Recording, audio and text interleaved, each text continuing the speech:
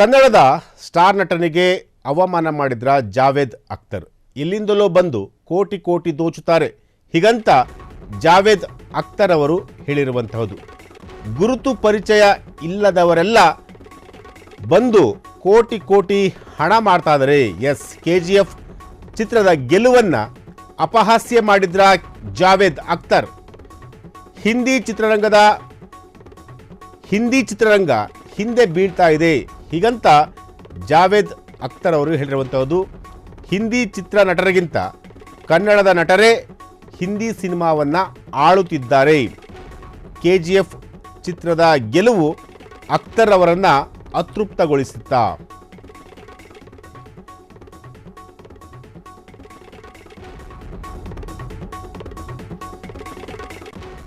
S, ಕನ್ನಡದ star ನಟನಿಗೆ ಅವಮಾನ ಮಾಡಿದ್ರ ಜಾವೇದ್ ಅಖ್ತರ್ ಅವರು.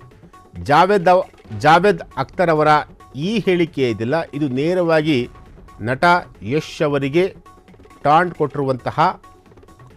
ಕೊಟ್ಟಂತೆ ಕಾಣ್ತಾ ಇದೆ. ಯಾಕೆಂತಂದರೆ ಈಗಾಗಲೇ KGF cinema PAN India cinema, ಕೇವಲ ಕರ್ನಾಟಕ ಮಾತ್ರ ಅಲ್ಲ, ಬೇರೆ ಬೇರೆ ಭಾಷೆಗಳಲ್ಲೂ ಕೂಡ ಈ ಸಿನಿಮಾ ಸೂಪರ್ ಡೂಪರ್ ಹಿಟ್ ಆಗಿರುವಂತಹ ಸಿನಿಮಾ. ಅದರಲ್ಲೂ ಕೂಡ ಬಾಲಿವುಡ್ನಲ್ಲಿ KGF ಸಿನಿಮಾದ ಒಂದು ತೂಕ ಜಾಸ್ತಿ ಇದೆ ಅಂತ ಹೇಳ್ಬೋದು. ಈಗಾಗಲೇ ಸಲ್ಮಾನ್ ಖಾನ್ ಆಗಿರ್ಬೋದು, ಶಾರುಖ್ ಖಾನ್ ಆಗಿರ್ಬೋದು, ಋತಿಕ್ ರೋಷನ್ ಆಗಿರ್ಬೋದು, ಅವರೆಲ್ಲರಲ್ಲೂ ಕೂಡ ಸೈಡ್ಗಿಟ್ಟು ಕರ್ನಾಟಕದ ನಟ, ಕನ್ನಡದ ಹುಡುಗ, ಅದರಲ್ಲೂ ಕೂಡ ಮಂಡ್ಯ ಮೂಲದ ಹುಡುಗ ನಟ ಯಶ್ ಅವರು ಬಾಲಿವುಡ್ನಲ್ಲೂ ಕೂಡ ಕೋಟಿ ಕೋಟಿ ಹಣವನ್ನು ಬಾಚ್ತಿರುವಂತಹ ಒಂದು ಸುದ್ದಿ.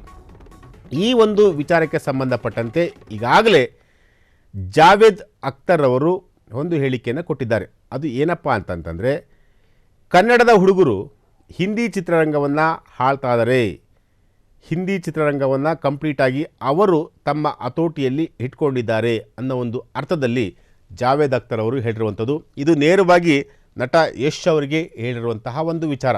ಹಾಗಾದರೆ ಜಾವೇದ್ ಅಖ್ತರ್ ಅವರ ಹೇಳಿಕೆ ನಮ್ಮ ಕನ್ನಡದ ಹುಡುಗನಿಗೆ ಅವಮಾನವಾಯಿತಾ?